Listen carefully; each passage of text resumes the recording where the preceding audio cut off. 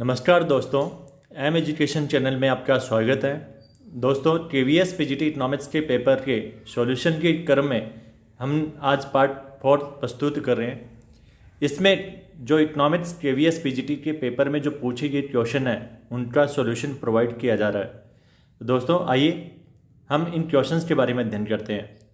पहला क्वेश्चन है, निम्नलिखित में से किसी भारत सरकार के राजस्व प्राप्तियों में शामिल नहीं किया जाता है। तो दोस्तों यहाँ पर पूछा गया है कि भारत सरकार के राजस्व प्राप्तियों में शामिल नहीं किया जाता है। दोस्तों यहाँ ध्यान रखिएगा कि यहाँ भारत सरकार दिया हुआ है और राजस्व प्राप्तियों से रिलेटेड बात की गई है। पहला ऑप्शन है राज्य सरकारों से प्राप्त ऋण पर ब्याज, पीएसयू से प्राप्त लाभ, फीस, जुर्माना व पेनल्टी और ऋण।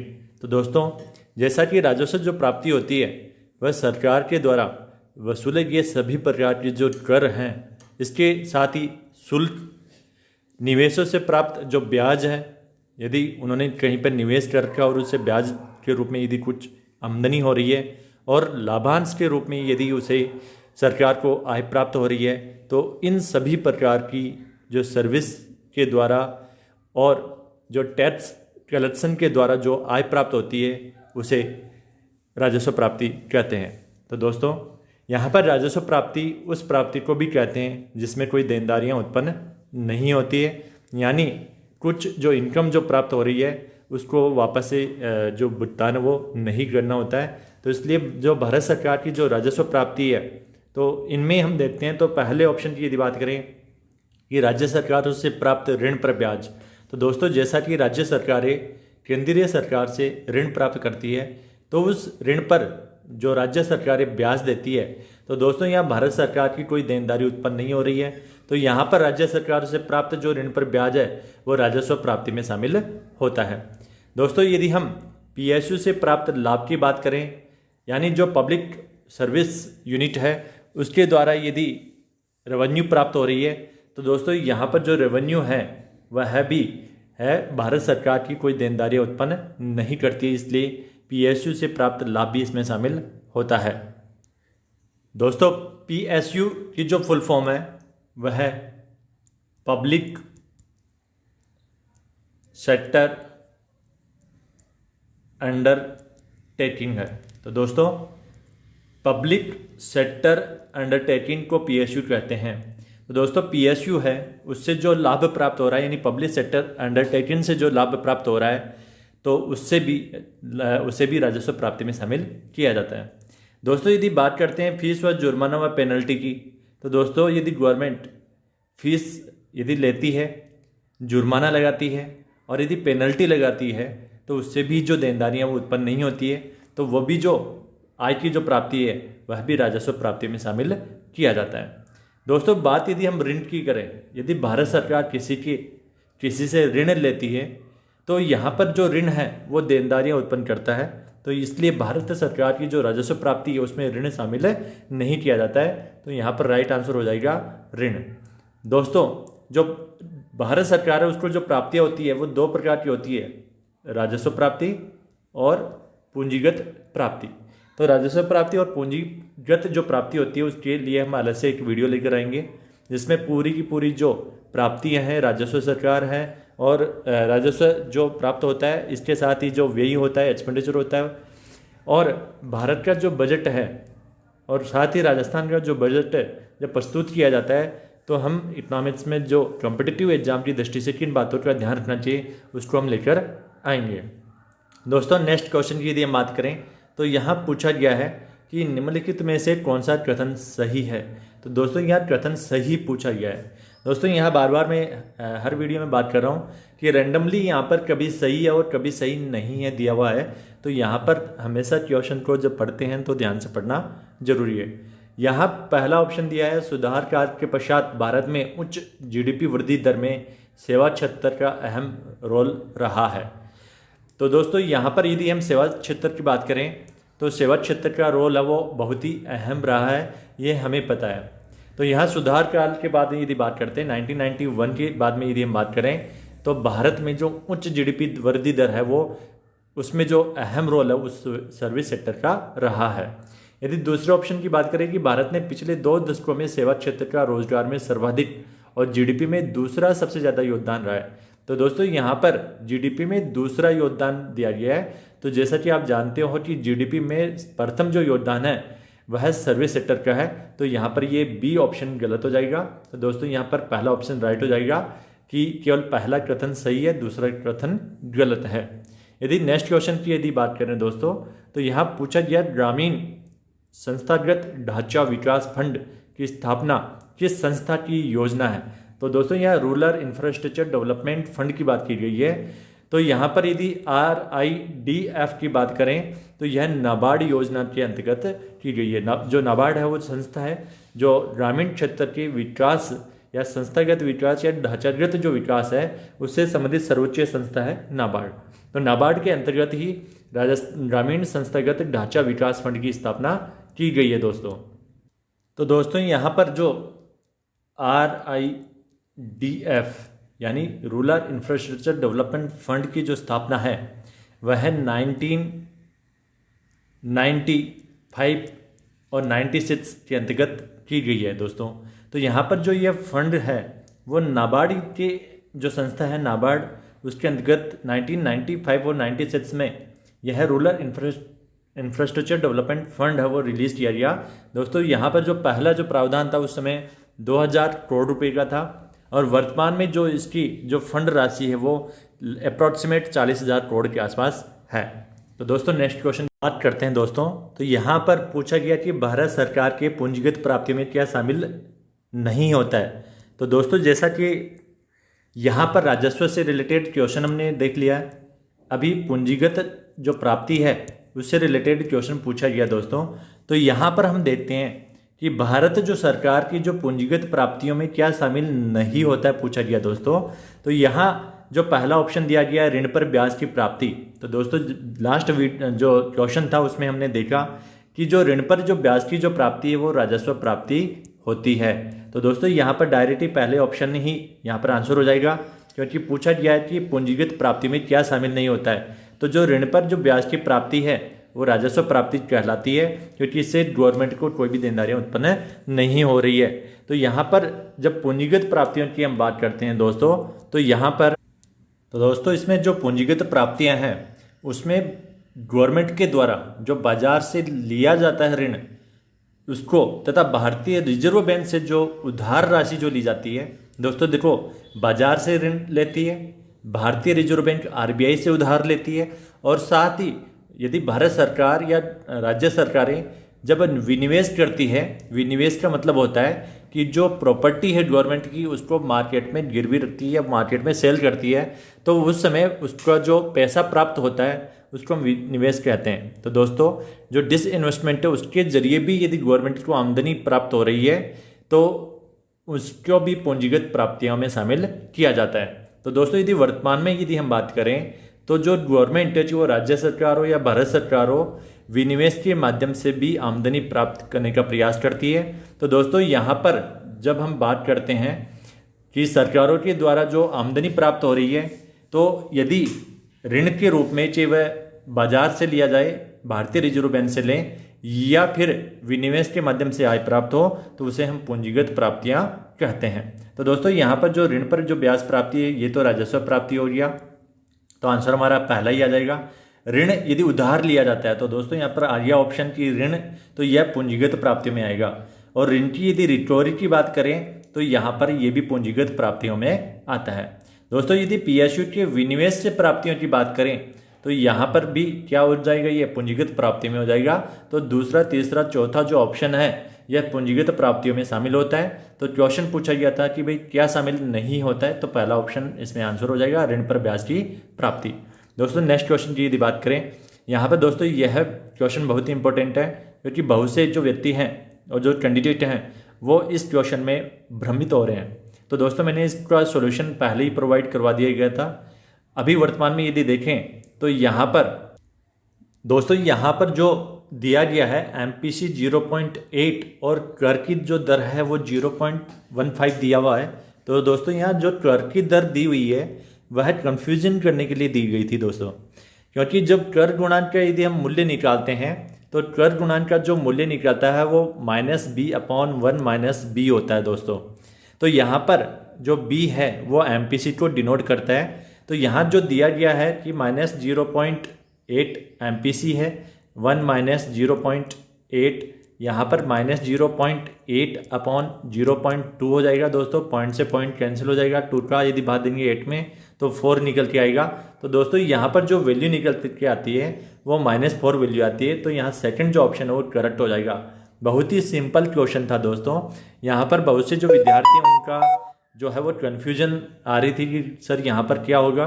तो यहाँ पर मैंने पहले ही इसका आंसर प्रोवाइड करवा दिया था। साथ ही यहाँ पर अभी देखें तो बहुत ही सिंपल क्वेश्चन है दोस्तों। यहाँ त्वरक गुणांक का जो वैल्यू होता है वो -b/1 - b होता है, यानी -MPC/1 - MPC। तो दोस्तों यहाँ पर आपको ध्यान रखना है दोस्तों। यदि कई बार ऐसा क्वेश्चन भी पूछ लिया जाता है कि MPC के बजाय MPS दे दिया जाता है दोस्तों। तो जब MPS यदि दे दिया जाता है तो आप या तो MPC निकाल सकते हो, MPC जो MPS यदि दिया हुआ है और MPC यदि निकालना है तो दोस्तों 1 - आप MPS करके भी निकाल सकते हो और MPC की वैल्यू है वो पुट कर सकते हो आपकी जो फॉर्मूला है उसमें। तो दोस्तों यहाँ पर ही जो बहुत सारे जो विद्यार्थी हैं तो यहाँ कंफ्यूज नहीं होइएगा। आगे नेक्स्ट जो जितनी भी कॉम्पिटिटिव एग्जाम होती है उसमें MPC और टैक्स मल्टीप्लायर और जो मल्टीप्लायर है उनके आधार पर भी बहुत सारे क्वेश्चंस बनते हैं। तो दोस्तों इसके ऊपर भी हम अलग से वीडियो लेकर आएंगे। पहले डिस्क्रिप्टिव पार्ट लेके आएंगे, फिर उससे रिलेटेड जो ऑब्जेक्टिव क्वेश्चंस है उसको भी लेकर आएंगे। तो दोस्तों अभी बात करें नेक्स्ट क्वेश्चन की। यहाँ पर दिया गया है दिए गए बचत फलन S बराबर -50 + 0.25y में यदि एक अर्थव्यवस्था में निवेश 250 करोड़ रुपए की वृद्धि होती है तो दोस्तों यहाँ राष्ट्रीय आय में कितनी वृद्धि होगी। तो दोस्तों इस क्वेश्चन को भी मैंने एक्सप्लेन किया हुआ है पहले। तो यहाँ पर बहुत सारे जो विद्यार्थी हैं इसमें भी उनका कमेंट आया हुआ है कि जो क्वेश्चन का आंसर मैंने प्रोवाइड करवाया था वो उन्होंने गलत एक्सप्लेनेशन बताया। दोस्तों जब आंसर की आई तब उसमें जो आंसर हमने बताया वही करेक्ट आंसर आया था। तो यह मैं नहीं कहना चाहता हूँ कि जो विद्यार्थी हैं वो गलत हैं, पर विद्यार्थियों को क्वेश्चंस सही ढंग से पढ़ना चाहिए जिससे कि उसका आंसर है वो प्रॉपर निकाल पाएँ। तो दोस्तों यहाँ पर हमें बचत फलन सेविंग फंक्शन दिया हुआ है और साथ ही निवेश की जो राशि है वो दी हुई है। हमें पूछा है कि राष्ट्रीय आय में कितनी वृद्धि होगी, तो हमें पूछा गया है डेल्टा वाई को फाइंड आउट करना है और जो इन्वेस्टमेंट है वो दिया है 250 करोड़ रुपए। तो आइए देखते हैं इसके सॉल्यूशन के बारे में। दोस्तों यहाँ पर जो दिया गया है वो दिया गया है कि सेविंग फंक्शन है तो ये जो 0.25 है वो क्या हो जाएगा MPS। तो MPS कितना हो गया 0.25। तो दोस्तों जो मल्टीप्लायर, क्योंकि यहाँ देखो इन्वेस्टमेंट दिया गया है दोस्तों और आय में परिवर्तन पूछा है, तो दोस्तों यहाँ जो मल्टीप्लायर है यदि हम इसको M से डिनोट करें मल्टीप्लायर को, तो मल्टीप्लायर जो फाइंड आउट हम करते हैं वह राष्ट्रीय आय में परिवर्तन बटे जो निवेश है उसमें परिवर्तन के आधार पर लेते हैं। ठीक है, तो दोस्तों यहाँ पर जब परिवर्तन हम निवेश में परिवर्तन यदि 250 करोड़ रुपए कर रहे हैं तो दोस्तों यहाँ जो वृद्धि की जा रही है वो परिवर्तन को डिनोट कर रही है। जिसका मतलब क्या है कि जो पहले से जो निवेश हो रहा है, इन्वेस्टमेंट हो रहा है, उसमें 250 करोड़ रुपए यदि और डाल दिया जाए तो यहाँ पर जो इन्वेस्टमेंट है वो 250 करोड़ रुपए बढ़ जाएगा और साथ में उससे आय में कितना परिवर्तन आएगा। तो दोस्तों यहाँ डेल्टा वाई हमें फाइंड आउट करना है तो हम इस आई को इधर लेके जाएंगे तो ये मल्टीप्लायर इंटू डेल्टा आई हो जाएगा। तो दोस्तों यदि मैं बात करूँ यहाँ पर डेल्टा वाई फाइंड आउट करने की, तो यहाँ पर जो मल्टीप्लायर है तो मल्टीप्लायर इंटू हो जाएगा डेल्टा आई। अब यहाँ जो मल्टीप्लायर है उसको निकालना है दोस्तों, और इसको निकालने के लिए आपके पास फॉर्मूला होता है मल्टीप्लायर का जो फॉर्मूला होता है वो 1/1 - MPC। ठीक है, और 1 माइनस जो MPC होता है वो 1/MPS होता है। तो दोस्तों ये जो MPS दिया हुआ है 0.25, या तो हम इस फॉर्मूले से डायरेक्ट निकाल सकते हैं और आप चाहो तो इस फॉर्मूले से निकाल सकते हो। तो दोस्तों यहाँ जो formula as it is simple formula है। यहाँ पर यदि हम बात करें 1/MPS की तो यहाँ 1.0.25 हो जाएगा। दोस्तों यहाँ बिंदी हटाने के लिए मैं 2 बिंदी ऊपर लगानी पड़ेगी। यहाँ पर यदि 25 का 100 में देंगे तो 4 आएगा। तो दोस्तों हमारा जो मल्टीप्लायर है वो 4 हो गया। यहाँ पर डेल्टा वाई निकालेंगे तो मल्टीप्लायर 4 है और इनटू इन्वेस्टमेंट में जो परिवर्तन वो कितना है 250 करोड़ रुपए है, तो 250 करोड़ रुपए हम कर देंगे तो यहाँ पर डायरेक्ट आ जाएगा 1000 करोड़ रुपए। दोस्तों यहाँ जो आंसर हो जाएगा वह है 1000 करोड़ रुपए। दोस्तों नेक्स्ट क्वेश्चन की बात करते हैं। एक काल्पनिक अर्थव्यवस्था के सरकारी बजट के निम्नलिखित आंकड़े हैं। तो दोस्तों विभिन्न प्रकार के डेटा दिए गए हैं। राजस्व व्यय 1000 करोड़ रुपए, राजस्व प्राप्तियां 700 करोड़ रुपए और पूंजीगत व्यय है वो 200 करोड़ रुपए, पूंजीगत प्राप्तियां हैं वो 400 करोड़ रुपए। तो दोस्तों यहाँ पर ऋण रहित पूंजीगत प्राप्तियां दी गई है 1000 करोड़ रुपए। तो दोस्तों राजकोषीय जो घाटा होता है वह सरकार को जो प्राप्त होने वाले कुल व्यय और कुल जो आय है उसको जब घटा दिया जाता है तब हम राजकोषीय घाटा निकल के आ जाता है। तो दोस्तों राजकोषीय जो घाटा है उसको निकालने के फॉर्मूले बहुत सारे हैं।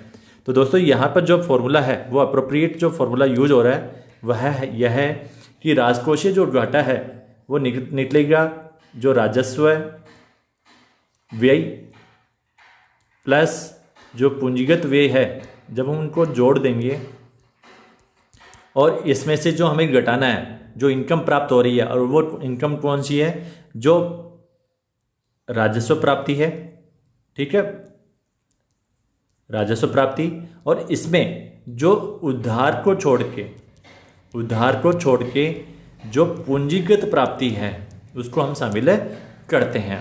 तो दोस्तों यहाँ पर ये आप नोट कर लीजिएगा, मैं वापस से बोल देता हूँ एक बार कि राजकोषीय घाटा बराबर होता है राजस्व व्यय प्लस पूंजीगत व्यय ब्रैकेट में बंद माइनस ब्रैकेट स्टार्ट राजस्व प्राप्ति प्लस उधार को छोड़ के जो पूंजीगत प्राप्ति है और ब्रैकेट बंद, तो इसको है वो राजकोषीय घाटा कहा जाता है।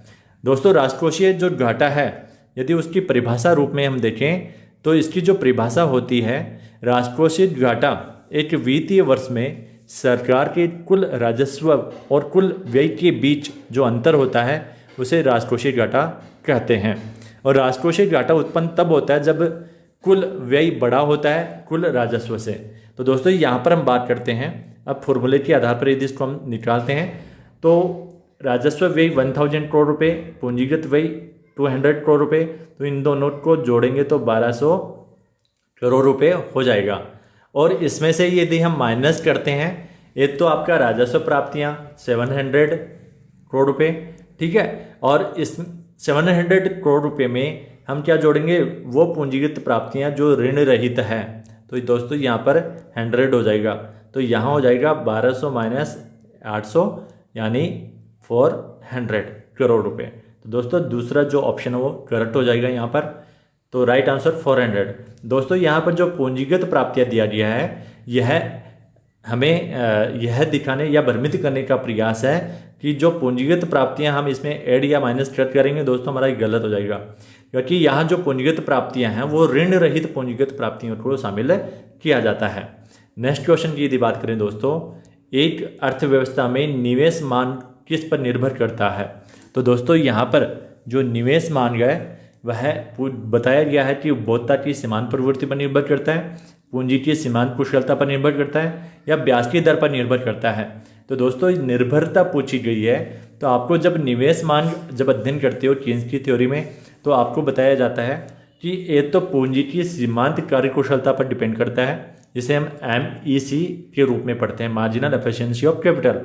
दूसरा रेट ऑफ इंटरेस्ट पे डिपेंड करता है, R पे डिपेंड करता है। तो यहाँ पर इन दोनों चीज़ों के ऊपर डिपेंड करता है और A के ऊपर डिपेंड नहीं करता है, क्योंकि A पर जो उपभोग की सीमांत प्रवृत्ति है वह डिपेंड करता है जो इनकम में जो परिवर्तन आ रहा है मल्टीप्लायर जो थ्योरी है उसके आधार पर। तो दोस्तों यहाँ पर जो ऑप्शन होगा थर्ड ऑप्शन B और C सही है, तो यहाँ पर थर्ड ऑप्शन करेक्ट हो जाएगा। दोस्तों नेक्स्ट क्वेश्चन की यदि बात करें दोस्तों, यहाँ पूछा गया है कि केन्स के अनुसार अनिश्चित बेरोजगारी किन कारणों से पाई जाती है। तो दोस्तों जो अनिश्चित बेरोजगारी पाई जाती है वह समग्र मान में कमी के आधार पर पाई जाती है, क्योंकि केन्स ने जो बल दिया वो समग्र मान में वृद्धि के द्वारा इन्वेस्टमेंट को बढ़ाने का प्रयास किया गया दोस्तों। तो यहाँ पर जो समग्र मान में कमी है उसके कारण अनिश्चित बेरोजगारी होती है, समग्र पूर्ति में जो कमी है वो इसका रीजन नहीं होती है। तो दोस्तों जब हम बात करते हैं केन्स की थ्योरी में, तो जब फुल एम्प्लॉयमेंट की बात क्लासिकल इकोनॉमिस्ट करते हैं कि अर्थव्यवस्था में हमेशा फुल एम्प्लॉयमेंट पाया जाता है, तो उन्होंने जो एम्प्लॉयमेंट को लेके कोई थ्योरी जनरेट नहीं की थी क्लासिकल इकोनॉमिस्ट ने। पर कीन्स ने जो 1930 की जो मंदी आई थी उसमें कीन्स ने आगे आकर यह कहा कि जो बाजार में समग्र मान की कमी है और यदि इस समग्र मान में यदि वृद्धि कर दी जाए तो इससे जो अर्थव्यवस्था है उसको बूस्ट करने का काम होगा, साथ ही राष्ट्रीय आय में भी वृद्धि होगी। तो फिर उन्होंने जो आगे है थ्योरी मल्टीप्लायर थ्योरी है वो भी आई थी। तो दोस्तों यहाँ पर जो राइट आंसर हो जाएगा वह ए ऑप्शन सही है, तो इसका मतलब पहला ऑप्शन करेक्ट हो जाएगा। नेक्स्ट क्वेश्चन की यदि दोस्तों बात करें यहाँ पर, तो निम्न में से कौन लागत जन्य मुद्रास्फीति उत्पन्न करता है। तो दोस्तों यहाँ पर पूछा गया है कि कौन सा जो ऑप्शन है वो लागत जनित मुद्रास्फीति यानी कॉस्ट बेसिस पे है वो मुद्रास्फीति उत्पन्न होती है। तो दोस्तों जैसा कि आपको जब मान जनित मुद्रास्फीति और कॉस्ट जनित मुद्रास्फीति की जब बात आती है तो इसमें जो लागत जनित जो मुद्रास्फीति है उसमें जो परिवर्तन होता है दोस्तों, जितने भी जो फैक्टर है उन फैक्टर को यदि जो पेमेंट हम दे रहे हैं उस पेमेंट में यदि वृद्धि हो जाती है तो लागत जनित मुद्रास्फीति उत्पन्न होती है। तो दोस्तों यहाँ पर यदि हम बात करें तो सरकारी व्यय में वृद्धि, तो दोस्तों जब गवर्नमेंट एक्सपेंडिचर को बढ़ाती है तो उससे कोई लागत बढ़े ऐसा कोई आवश्यक नहीं है। तो दोस्तों यदि बात करते हैं मजदूरी में वृद्धि, जो अब दोस्तों यहाँ पर देखिए जो सरकारी व्यय में जो वृद्धि की जाती है वो अमूमन जो वृद्धि करते हैं वो लोगों को जो विभिन्न परियोजनाओं के माध्यम से बेनिफिट देने के माध्यम से किया जाता है। सब्सिडी जो है वो उसके ऊपर भी गवर्नमेंट वो एक्सपेंडिचर करती है। तो यहाँ पर ये फैक्टर है वो एक्सपेंडिचर को बढ़ाने का काम है, गवर्नमेंट के एक्सपेंडिचर को बढ़ाने का काम करता है, न कि किसी गुड्स की या सर्विस को प्रोड्यूस करने में लागत को बढ़ाने का काम करें। तो दोस्तों यहाँ ए ऑप्शन गलत हो जाएगा। अब यहाँ दूसरा ऑप्शन है मजदूरी में वृद्धि। तो दोस्तों फैक्टर पेमेंट में यदि देखें तो मजदूरी है वो मजदूर के काम करने के बदले में दी जाती है, यानी लेबर को ये जो वेज दे रहे हैं यदि उसमें वृद्धि हो जाए तो दोस्तों लागत जन्य जो मुद्रास्फीति वो उत्पन्न हो सकती है।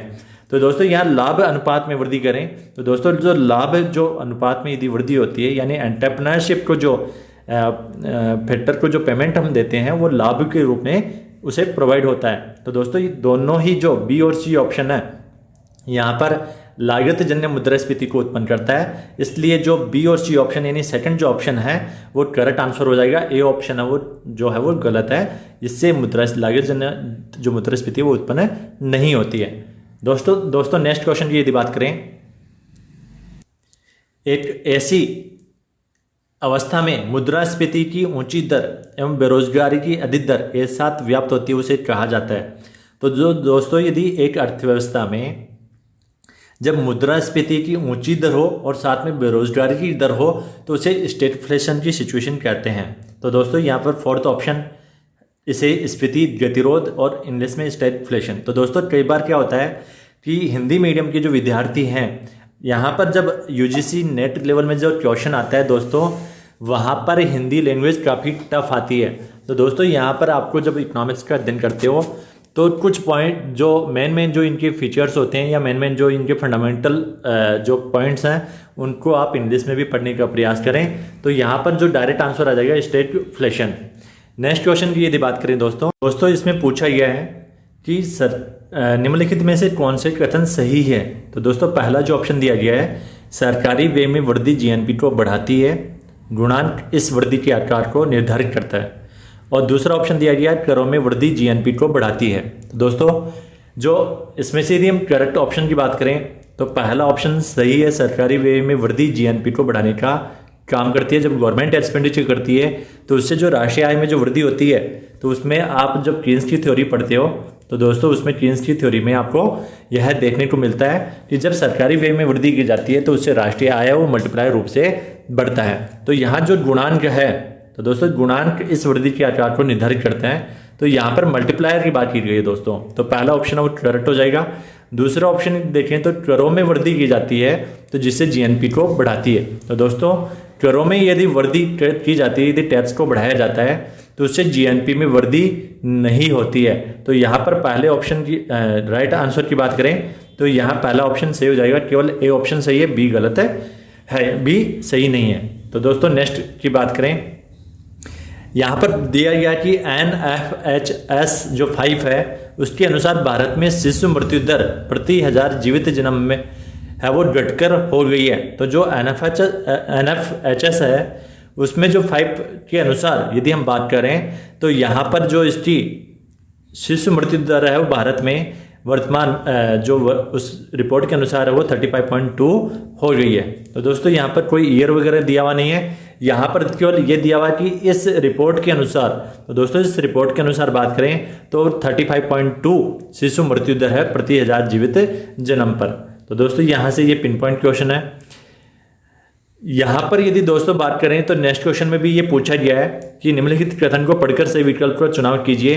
NFHS जो है उसके अनुसार जो हरियाणा में जो लिंगानुपात है 836 NFHS 4 से बढ़कर 893 NFHS 5 है वो हो गया है। तो दोस्तों इस दौरान केरल में यह 1047 से घटकर 951 हो गया है। तो दोस्तों यहाँ पर यदि हम बात करते हैं कि लास्ट क्वेश्चन में भी NFHS दिया हुआ है और यहाँ पर भी NFHS से जुड़ा हुआ क्वेश्चन पूछा गया। दोस्तों N का मतलब होता है नेशनल, F का मतलब फैमिली, H का मतलब हेल्थ और S का मतलब सर्वे। तो दोस्तों NFHS जो है यानी नेशनल फैमिली हेल्थ सर्वे जो है वो ministry of health and family welfare जिसे MOHFW भी कहते हैं, तो उसके द्वारा वो रिलीज किया जाता है, रिपोर्ट प्रस्तुत की जाती है, सर्वे करवाया जाता है। दोस्तों इस सर्वे में जो ये क्योंकि हेल्थ से रिलेटेड है तो दोस्तों यहाँ पर जो ये दोनों कथन जो दिए गए हैं इन दोनों कथनों की बात करें, दोनों कथन ही दोस्तों सही है। तो दोस्तों यहाँ जब आप रिपोर्ट पढ़ोगे NFHS 5 तो इसके अनुसार जो रिपोर्ट है उसमें हरियाणा में जो लिंगानुपात है वो 836 से बढ़कर वो 893 हो गया, यानी हरियाणा में जो लिंगानुपात है उसमें वृद्धि देखने को मिली है। पर दोस्तों इसी रिपोर्ट में जो प्रस्तुत किया गया केरल में जो 1047 था पहले वो घटकर 951 हो गया है। तो दोस्तों ए और बी दोनों सही है, तो यहाँ पर right answer third option. Next question की यदि दोस्तों बात करें भारत में जो हरित क्रांति के संबंध में कौन सा कथन सही है पूछा गया दोस्तों। तो यहाँ पर यदि हरित क्रांति से रिलेटेड बात करें तो पहला जो ऑप्शन दिया गया है इसमें कृषि उत्पादन में वृद्धि हुई है। तो दोस्तों नेचुरल है, कृषि उत्पादन में हमें वृद्धि देखने को मिली है, तो यहाँ पर जो पहला ऑप्शन सही हो जाएगा। दूसरा ऑप्शन की यदि बात करें इसमें कृषि उत्पादकता में भी वृद्धि हुई है। तो दोस्तों यहाँ पर बिल्कुल है कि जो गेहूं और चावल की जो फसल है उसमें एग्रीकल्चर में जो प्रोडक्टिविटी है वो आपको बढ़ती हुई देखने को मिली है, उत्पादन भी बढ़ा है और जो उत्पादकता है वो भी बढ़ी है। जो पर इल्ड जो है यानी एक जो वर्ग हेक्टेयर जो खेती होती है उसमें जो कृषि की उत्पादन क्षमता है उसको डिनोट किया जाता है कृषि उत्पादकता से। तो दोस्तों यहाँ पर यदि बात करें कि क्या इससे क्षेत्रीय असमानता कम हुई है, तो दोस्तों क्षेत्रीय जो असमानता है वो कम नहीं हुई है। दोस्तों जब हरित क्रांति से संबंधित बात करते हैं तो इससे क्षेत्रीय असमानता में वृद्धि हुई है। तो दोस्तों सी ऑप्शन है वो गलत हो जाएगा, ए और बी सही हो जाएगा। दोस्तों सिंपल सा क्वेश्चन था, आसानी से आप इसको देख के भी सोल्व कर सकते हो। तो यहाँ पहला ऑप्शन केवल ए और बी सही है। नेक्स्ट क्वेश्चन की यदि दोस्तों बात करें निम्नलिखित कथन को पढ़कर सही विकल्प का चुनाव करना है। दोस्तों पहली बार मैं देख रहा हूँ कि ज़्यादातर क्वेश्चन सही से रिलेटेड आ रहे हैं। यहाँ पर जो रिसेंटली जो पहले जो ट्रेंड होता था वो सही नहीं है से रिलेटेड क्वेश्चन वो पूछे जाते थे। तो दोस्तों यहाँ पर बात करते हैं पहले ऑप्शन की कि वर्ष 1999 से 2000 एवं 2017-18 के बीच में भारत में कुल रोजगार में कृषि का जो योगदान है उसमें काफ़ी कमी आई है। तो दोस्तों बिल्कुल जो कृषि का योगदान है वो धीरे धीरे कम होता जा रहा है। दूसरे ऑप्शन की बात करें महिलाओं की श्रम बल में भागीदारी जो दर है वो 2011-12 से 2017-18 के बीच में है वो क्या हुई है, गिरावट आई है। तो दोस्तों दोनों ऑप्शन की यदि हम बात करते हैं तो दोनों ऑप्शन सही है कि महिलाओं की जो श्रम बल जो भागीदारी दर है वो 2011-12 से 2017-18 के बीच में बहुत बड़ी गिरावट आई है। तो दोस्तों यहाँ पर थर्ड ऑप्शन सही हो जाएगा, ए बी दोनों सही है। दोस्तों यदि नेक्स्ट क्वेश्चन की यदि हम बात करें तो यहाँ पूछा गया है भारत में आधिकारिक रूप से गरीबी का औपचारिक जो आकलन है वो 2014 में रणराजन समिति द्वारा 2011-12 के उपभोग वेश सर्वे के आंकड़ों के उपयोग से किया गया था। दोस्तों जो भारत में जो गरीबी का औपचारिक जो आकलन 2014 में रणराजन समिति द्वारा जो किया गया था वो 2011-12 के उपभोग व्यय सर्वे के डेटा के आधार पर किया गया था दोस्तों।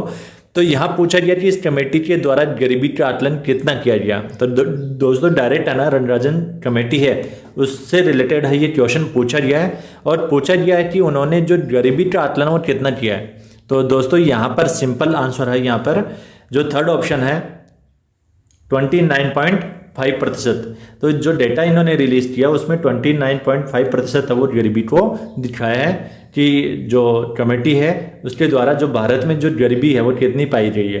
तो दोस्तों 29.5% वो दिया गया। दोस्तों इस जो गरीबी जो रिपोर्ट है उसके आधार पर तेंदुलकर समिति की जो रिपोर्ट है उसको भी आप ध्यान से पढ़िएगा। उसके आधार पर भी जो विभिन्न प्रकार की जो डेटा है वो यहाँ पर पूछे जाते हैं। दोस्तों इन्होंने जो रणराजन कमेटी ने जो प्रस्तुत की अपनी रिपोर्ट, उसके 3 महत्वपूर्ण घटकों पे इन्होंने बात की है। पहला जो घटक है वो कैलोरी, वसा और प्रोटीन की जो आवश्यकता है उसके आधार पर गरीबी रेखा का वो उन्होंने बताया था।